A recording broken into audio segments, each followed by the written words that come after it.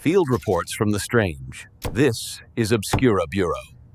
The sterile scent of antiseptic couldn't mask the coppery tang of blood that clung to the air. His fingers trembled against the cold, damp sheets, tracing the unnatural swell beneath his ribs. A low, wet gurgle echoed from within him, a sound that didn't belong to any human organ. Doctors called it a miracle of survival. He knew it was a parasite, one that demanded a horrific price. The hunger wasn't for food. It was a deep, cellular craving for the very tissue that was consuming him to create, to live. He would have to let the thing inside him finish its grisly work, and then consume the result. This is the true story of a man who became both host and harvest for his own body, something that should not exist. This is not science fiction. This is the medical history of David Keller. To understand the horror, you have to remember the man. Before the forest, there was this: a husband, a father, building a future in the quiet suburbs. His world was defined by the scent of sawdust and fresh-cut grass, by the sound of his daughter's laughter. This memory is the anchor, the stark contrast to the desolation that would follow. David Keller was an architect, a man who solved problems in the daylight world. He found solace in the damp, primeval forests of the Pacific Northwest, often hiking there with his family. By all accounts, he was a picture of health and vitality. Yet the woods he loved held secrets older than his logic. The footage slowly desaturates as David's photos reveal a deepening exhaustion. It began subtly, a profound, unshakable fatigue that no amount of coffee could touch. Then came the aches, a heavy, cold sensation deep in his bones,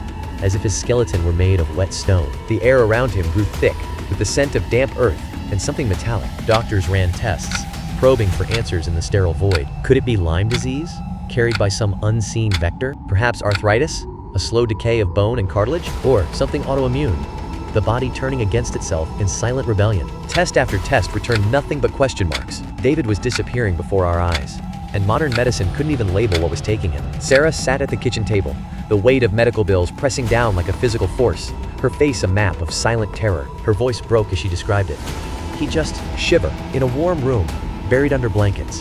His body would tremble, as if touched by an arctic breath. It was a chill that came from within, a deep, cellular frost that no external warmth could ever hope to reach. He kept murmuring to Sarah, "I'm so hungry, but the thought of food turns my stomach." Within a year, the once robust architect had become a spectral presence in his own home. His frame had withered to a brittle silhouette, moving with a sickening fragility. The air in the house grew thick with the scent of decay and a cold, damp stillness. It was so frail he required a wheelchair.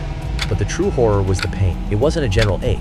It was specific, targeting his ribs, his femur, his spine. A sharp, gnawing sensation that felt like something was burrowing deep inside the marrow. Each breath was a labor, each slight movement a symphony of torment from within his own skeleton. It wasn't a simple fracture, it was a presence. His final hospital admission was pure desperation. Cachectic, wasting away to nothing.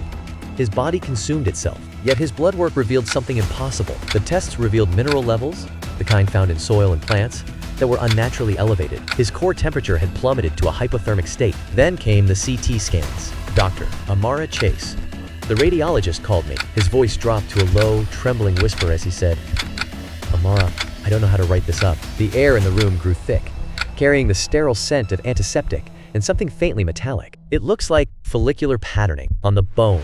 The diagnosis was a void. It wasn't cancer. It wasn't infection. It was something for which there was no name. It was as if a biological felt had colonized his skeleton. The diagnosis, when it finally arrived, sounded like a medieval curse.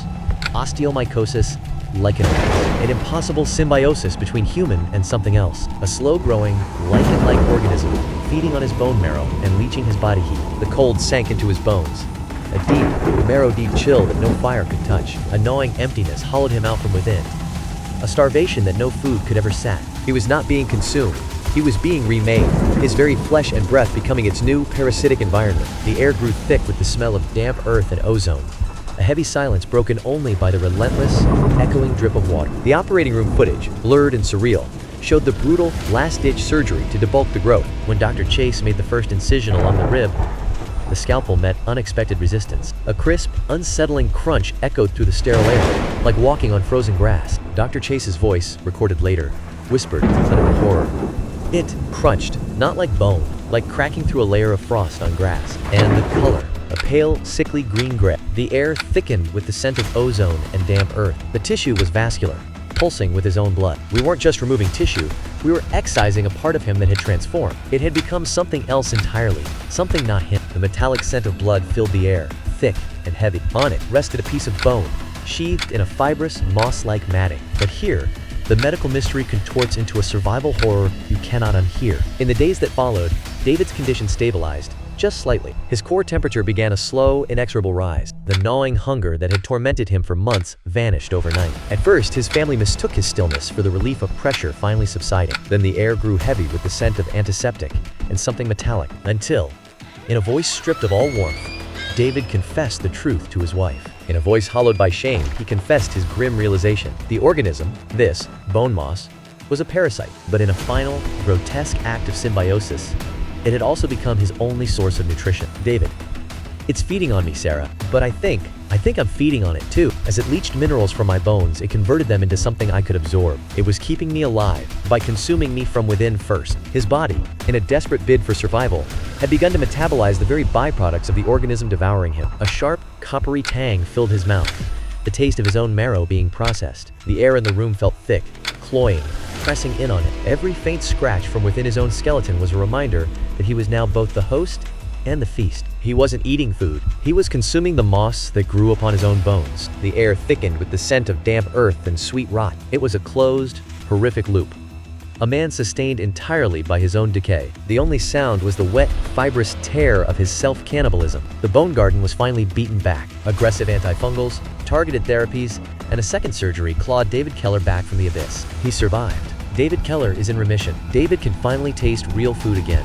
Feel the sun's warmth on his skin, but as the camera slowly zooms into his face, his expression is weighted with something profound. The air carries the faint scent of ozone and old rot, a metallic taste at the back of his throat. His gaze locks with the camera, heavy with unspoken dread. Before he finally speaks, they tell me it's gone. Most days, I believe them, but when a bone-deep cold begins in my spine, I wonder. We carry the idea of wilderness inside us. A scent of damp earth and ozone hangs in the air, thick enough to taste. Somewhere, a single branch snaps too loud in the stillness, a jungle of microbes, a zoo of symbionts. We fancy ourselves masters of this inner world, but David Keller's body tells a different, far older story. A story where the line between self and other begins to dissolve, where the forest can take root in your very frame, and where life, in its most desperate, ruthless form, will find a way to feed. Even if the only meal left is you, what's growing inside you right now? The final, echoing crunch faded into the heavy stillness. A metallic scent, sharp like ozone, cut through the damp air. Somewhere unseen, a slow, rhythmic drip began to tap against stone. Then, nothing but the oppressive weight of the void. If the report helped, subscribe and open the next case.